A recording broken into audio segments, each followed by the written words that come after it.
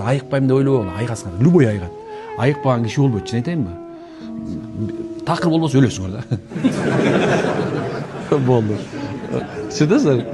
Анткени каарлык менен өлүмдүн дарышы жок деген пайгамбарыбыз. Ошол себептен субханалла, өлбөсөң эле болду иши кылып. Карпа калган ордуна келет иншалла. Эки эле вариантта дой после деген бар да, болду.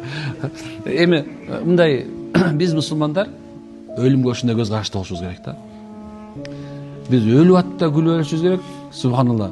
Жан чыгып атканда да машалла Азраил периштеничи момундай момундардын жанын алган акыбалда көрсөк, сүйүнгөн акыбалда өтүп кетсек, анда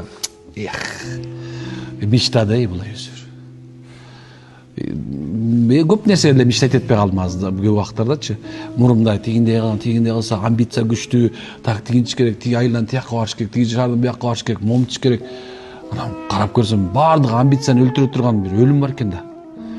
Анан карасаң, дүйнө болот экен. Карасаң, дүйнөнүн деле кызыгы жок калат экен. Анан бир нерсе болуп калат экенсиң да. Апей, көрсө чын турбайбы? Бул көрсө иманды өлүш керек деген нерсе бул бекер эле сөз эмес экен да. Пайгамбарыбыз улуу сөзүн айтып коюптур да. Акылман дейт, эң чоң акылман бул ахиретине даярданган депчи. Көрсө, акылдуулар көрсө мечитте отурат экен. Акылдуулар көрсө зикир чалып отурат экен. Акылдуулар көрсө Аллахтын жолунда жүрөт экен, карасаң. Акылдуулар көрсө Куран окуп отурат экен, көрсөчү. Акылдуулар жамааттарды сүйөт экен. Акылдуулар аалымдарды сүйөт экен. Карасаң, акылдуулар сүннөт менен жашайт экен. Мен ушуну аябай мынтып калдым. Бул көрсө башка нерсе экен да.